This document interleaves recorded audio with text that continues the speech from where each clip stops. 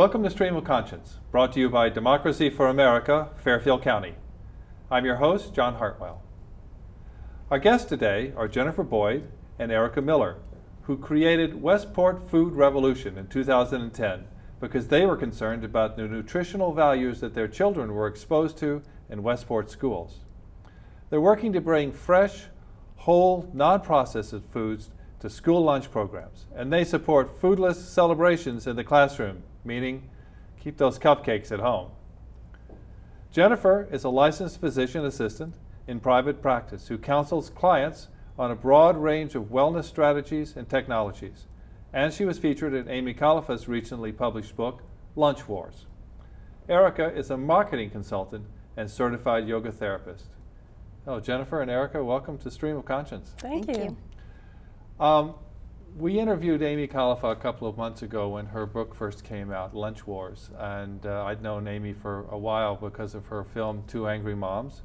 She lives here in Weston, nearby, and I think her story seems somewhat similar to yours. Was concerned about the food that her children were experiencing in the schools and not really happy about it. So tell me, how did you guys get involved? What brought you to this? Well, Erica and I knew each other from preschool days, from our kids going to preschool together, and we wound up in the same public school in Westport and realized that we were having parallel experiences, confronting the school about the food choices that our kids were exposed to on a regular basis. Mm-hmm.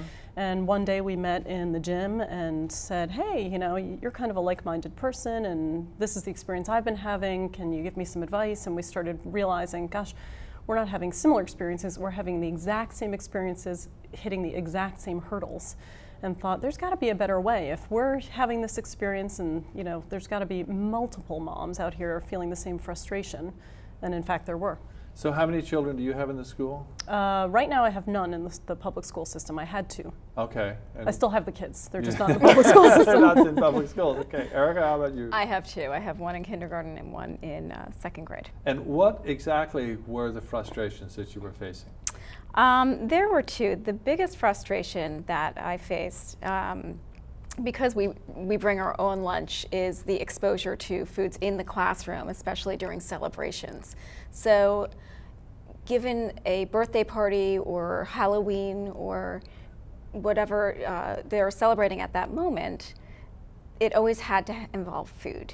Right. And it always had to involve what we found to be unhealthy food. Like cupcakes. Like cupcakes or marshmallows or candy. And then the teachers would be, astonished that the children would have a sugar fit and be sent to the office at the end of the day.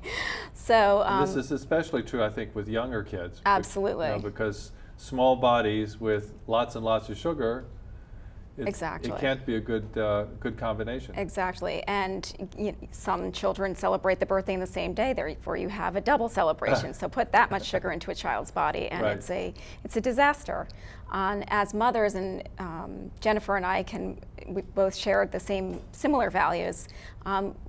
We opted out of these celebrations so that our child would not be exposed. Not that we opted out of the celebration, but we opted out of them participating in the food part of the celebration. But that puts the kid then in a situation where they're alienated. They're alienated yes. from the rest of the class. That's they're exactly different. Right. They're not getting the treat that everybody else is getting, and I'm sure they like the sugar just as much as we all do. I mean, we respond to sugar in a very, very strong way. Sure. And so that can't be good, and for a little kid especially, because they're saying, well, why am I being treated differently? Sure, and right. They felt punished. They felt punished, yeah, so that's right. not great. And in a way, it's a social justice issue, as you're already correctly identifying. There's already a huge amount of kids in the school system who suffer from allergies, and they can't participate in these. So those kids' right. moms are already getting phone calls, and it's a bit of a burden to those parents who are working and busy otherwise.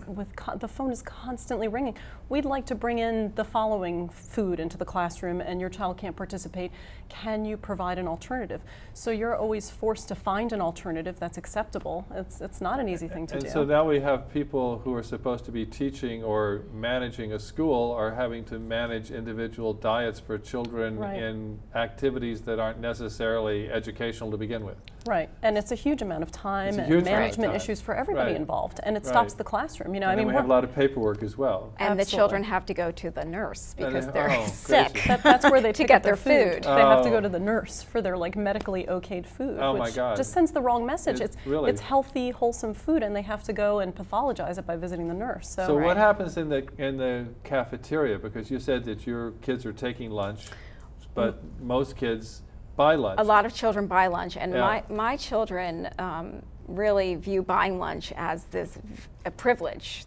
Because the other children, it's peer pressure. The other children are telling them it's the fun, cool thing to do, and it's definitely looks to them as this opportunity to be independent and make food choices themselves. Their own choices. Yeah. However, I can't, as a parent, feel comfortable sending my children into this environment and feel confident that they're going to have a nutrient-dense meal that will nourish them for the rest of their day. Yeah. And you know, Amy was saying something very similar. Her children were taking lunch to school every day, but she gave them. They have some kind of debit card system in the school, and so she put some money into the debit card, and then she went to school one time to find out what it was that they were getting, and she found that with the debit card they were buying, you know, whatever, drinks and soft drinks and you know, sugary treats and potato chips and all the stuff that she didn't really want them to have. And so she again was kind of trapped by the system because she had no idea and no control over what was going on. And as a parent, she didn't like that. It's very surprising to me as well that there's no relationship between the foods that they're serving in the cafeteria and our children's academic performance. The demand for their performance is just going up. Right. And if you're giving them empty calorie foods, what do you think it's doing to their minds? So what should they be getting? Let's get to that pretty quickly here. What should children be getting in school to make sure that they're healthy and performing well, learning in school as opposed to, you know, existing on a sugar high? I mean, I think we always, for the Westport Food Revolution, recommend within and out of the school meals that are nutrient dense, meaning that they're nutrient dense. I'll let Benny speak to that. That's her business. I get all the hard stuff. I'll pass that one. Nutrient dense, it's referring to whole, unprocessed foods. So, you know, the best that you can give a human body, you have 3 opportunities a day at least to do something that's probably the most intimate thing you can do, which is take little pieces of the outside world and incorporate it into your interior milieu. Right. And that's really what eating is. Yeah. And so every time if you're using that opportunity to fill yourself up with processed, sugar, chemical-laden foods, you're not getting the nutrients that your body needs. Your body is expecting, we're refueling. So to be like going to a gas station and filling up with corn syrup and expecting your car to run efficiently and then being shocked when on 95 it starts to clunk and come to a dead stop. So what do you send in with your children to school? It varies, but you know, Whole Foods will slice up apples. We'll send in, you know, for kids that are not nut allergic, send in nut butters. We send in, you know, our kids happen to not eat meat. So we'll send in sprouted grains. We might send in brown rice and broccoli, nice sauces, hummus, chopped up red peppers, sliced up bananas, any combination of things that get the kids enthusiastic and to become stakeholders in the food choices. So my kids make their lunch. Really? Right, but it's not unsupervised. That doesn't work. But then I see that having 2 benefits. Number one, the burden is not entirely on you, and they can't say, oh, Mom made this today and I don't like it. Right. They actually participated in doing it, and you don't have to do all the work. Right. Yeah, it's a real vacation at my house. And Erica, how about you? What do you send in with the kids?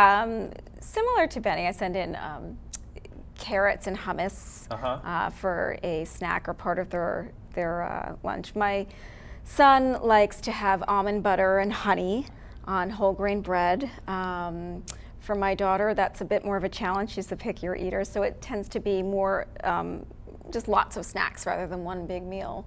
We do soups, we do cottage cheese, we do fruits, you know, just healthy, standard food choices that you see in your everyday life, but that you don't necessarily think to put in a lunchbox. So the 2 of you got together and you started on a project which has become the Westport Food Revolution.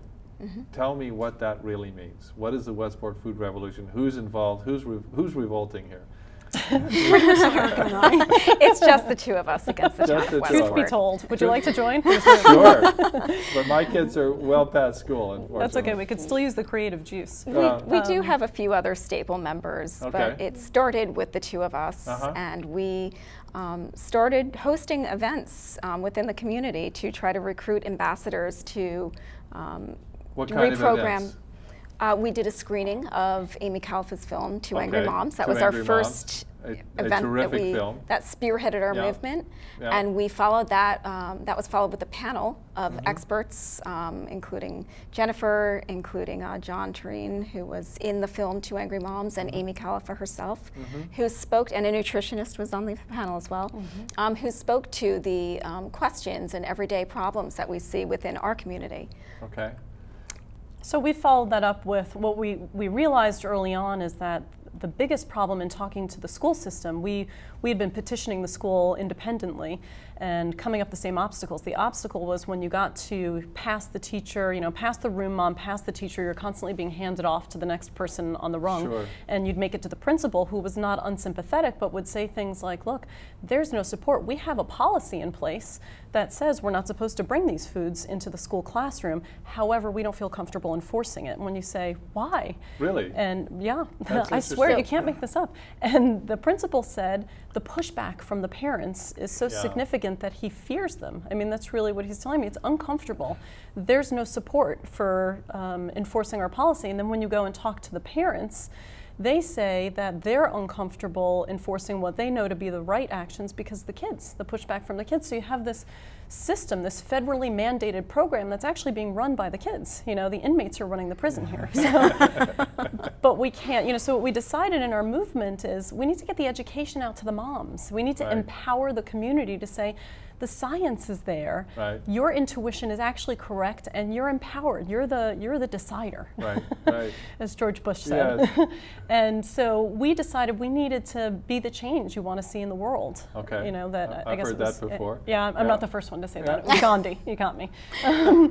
And so we thought if we could just make more community activities where people could see these behaviors being modeled, if it were more cool for the other kids. I mean, our kids have been the target of bullying because of their food choices, for bringing in, you know, canisters of food with oatmeal in them. That makes them a target for bullying. So we wanted to create, well, can we just make this more normal? Can we make it seem more visible? Can, you know, I mean, it sounds almost ludicrous to say, but can we stand up and be counted for eating healthy food? So we've been hosting regular play dates where we don't serve pizza and we don't serve cake, and trying to expand the consciousness around it. What are some alternative things you can do that are easy? Prove to people you can have a birthday party that isn't just pizza and cake. So at our birthday parties, we slice up fruit, we hand out fruit salad, and you know, we might make an organic whole grain carrot cake. I know you're just dying to come to one of these parties. That sounds so great, but I'm telling you, cake, you know? It's successful. The kids have, and I have pictures to prove it.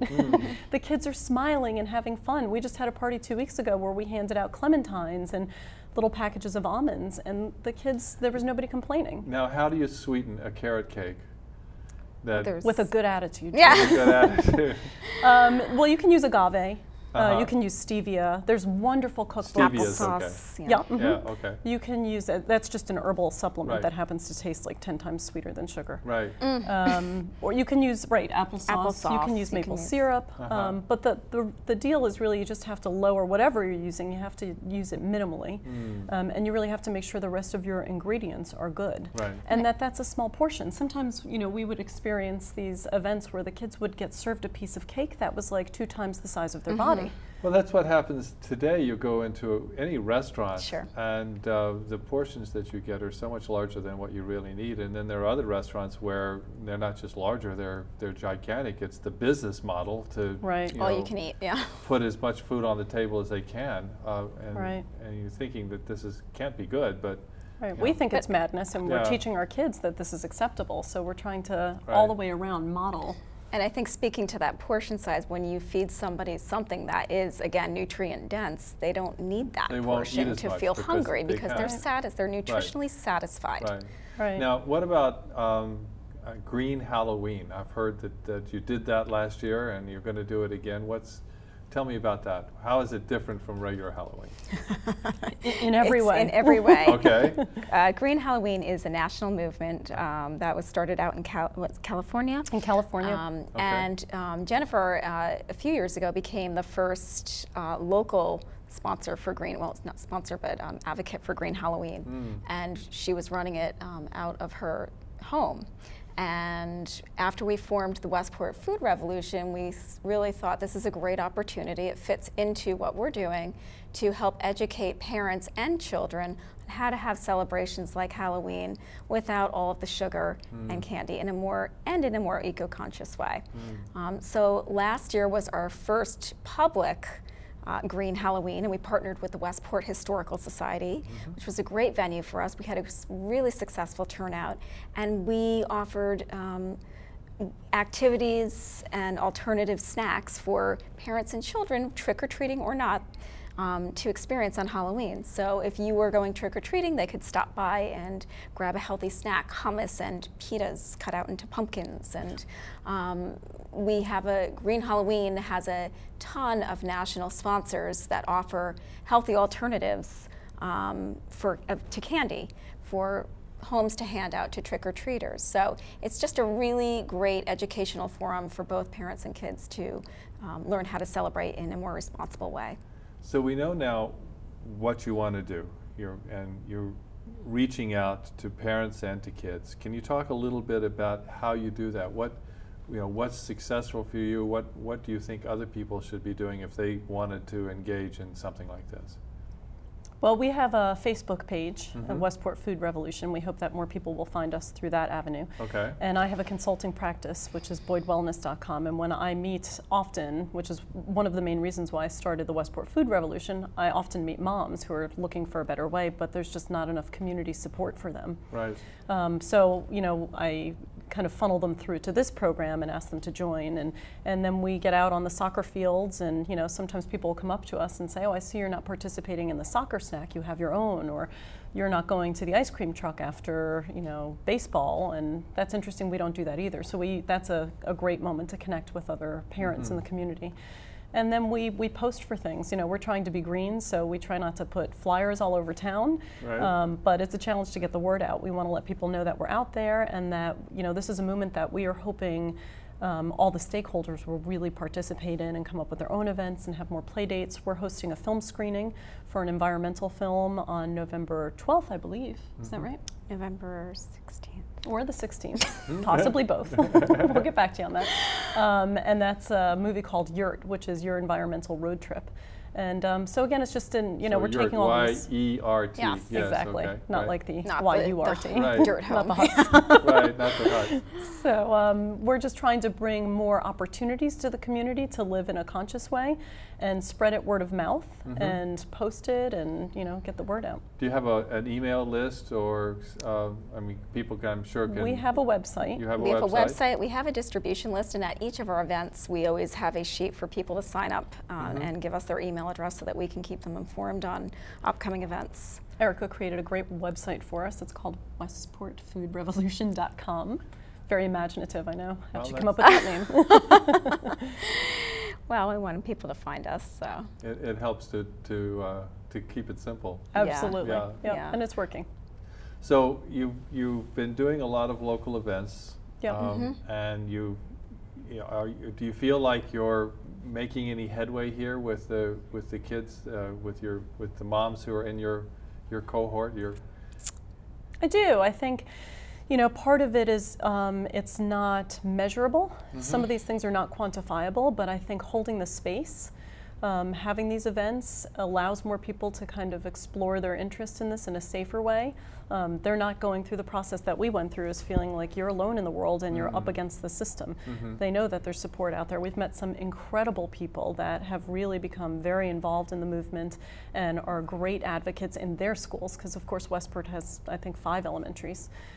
So they're bringing that message to all of their schools and bringing their friends in, and I think just giving everybody like a home, a place to know, like, these people understand me and know what I'm trying to do with my kids, and the best part is we get invited to dinners that we can eat with these people. So I think that we were hoping in the beginning to go and tackle the larger force, which is the school force, and we attended some of the food wellness meetings and tried to influence some decision making there. And when that didn't work, we really focused on the one-on-one relationships that we'd have with the mothers, and it unfortunately tended to be more reactive, where they would come to us because of a problem, because of a child with allergies, or because they were a vegetarian family and needed some alternative ideas. So you approach the school system, but you're not getting any real cooperation? Yeah, I would say we approach the school system in two ways. We approach the principals of school to confront the food with combined with classroom celebrations. The bigger challenge that we've had is working with the food committee, or food and wellness committee, which is responsible for obviously the cafeteria. And that, because of the large contracts involved and the large food companies that they deal with, is a huge undertaking. And it's Do they use any local foods in the school system? Increasingly, yeah. I mean, we've and they've made huge changes over the years, you know, for them. I mean, this is a behemoth, this system, so making a small change is actually really huge. Right. So they've swapped out the breads, you know, they're putting in wheat bread instead of white, they have a vegetable on every plate, and so, you know, they're going in the right direction, and the intention is good. It's very slow going, and we're up against a crisis of huge proportion with our kids. The CDC is saying that we're raising the first generation of Americans that won't live as long as their parents did. Right. And that's largely because of preventable chronic diseases like diabetes. Right. Well, we know, and obesity is rampant huge amongst epidemic, our children, and because of those portion sizes. portion sizes, and in many cases lack of real exercise. And lack of real nutrients in their food. And nutrients in the food, right. There's tons of calories, not a lot of nutrients, so your body is starving and craving more, when in fact the quantity you're giving them is quite a lot already. Right. Right. Well, it's there's a lot of work to be done, obviously. There is. We believe that it starts at the grassroots with people like you who are, you know, you're out there to make a difference. And it's really terrific to meet you and to talk with you and to hear what you're doing, because this is what we need. We need more people who are out there working at the grassroots level, trying to make, you know, one change at a time. We're going to quote you and put that on our website. Yeah. We could use all the support we could get. Well, sign me up. Thank you. We will. Thanks very much for coming in. Thanks for this opportunity. We appreciate it. And now, a stream of conscience commentary with Ann Galloway. Mitt Romney and a majority on the Supreme Court agree. Corporations are people. This might surprise most doctors, but let's be fair and seriously consider this claim. People walk, talk, smile, and eat. I've never seen a corporation do that, but the day may come. The next requirement gives me even greater trouble. People have hearts. They try to take care of one another. I have yet to see a corporation do that. Maybe it's time to suggest a couple of corporate heart transplants. People drive, travel in boats, and fly. And while corporate jets often are airborne, I have yet to see a corporation itself get patted down before boarding. And what kind of car would a corporation drive anyway? Would it even fit on a road? Would it have a driver's license and have to obey the speed limit? Would it be jailed for drunk driving? People wear clothing. What do you think a corporation's shoes might look like? Gunboats, perhaps? Would most corporations wear dresses or suits? Or are they transgender? If corporations are people, they have a right to get married. But since marriage in most states still is only between one man and one woman, failure to permit corporations to marry might be discriminatory. I recently heard on the radio that one woman, perhaps a gold digger, already has announced her wish to marry a corporation. But in a divorce settlement, who would get custody of the kids? And since corporations have no definitive lifespan, the till death do us part business might be tricky. Should Mark Antony have said, "Friends, Romans, corporations, lend me your ears"? Or aren't ears necessary anymore, since most of our private communications can be intercepted anyway? And would we have to rewrite American history? Should Abraham Lincoln have declared that 77 years ago, our forefathers brought onto this continent a new nation conceived in liberty and dedicated to the proposition that corporations and people are created equal? Does this mean that corporations, even those residing offshore, will have to pay their fair share of taxes? And would they actually fight in wars instead of doing this by proxy, letting others fight while they just collect the profits? Why does this concept sound so foreign? I've never seen a citizen like the one Mitt Romney describes. Have you? If it walks like a duck and quacks like a duck, it's usually a duck. That said, this idea looks more like a turkey to me. This has been a Stream of Conscience commentary. I'm Ann Galloway. Thanks for watching. That's our show for this week. We hope you enjoyed it. If you live in the town served by Cablevision from Norwalk, you can catch our show every Wednesday on Channel 88. If you're interested in learning more about progressive political action in Fairfield County, please check out our Democracy for America group. We meet the first Wednesday of the month, 7 to 9 p.m. at the Silver Star Diner in Norwalk. We always welcome new members. Remember, change is possible, and you can make it happen. This has been Stream of Conscience, and I'm your host, John Hartwell. We hope to see you again soon.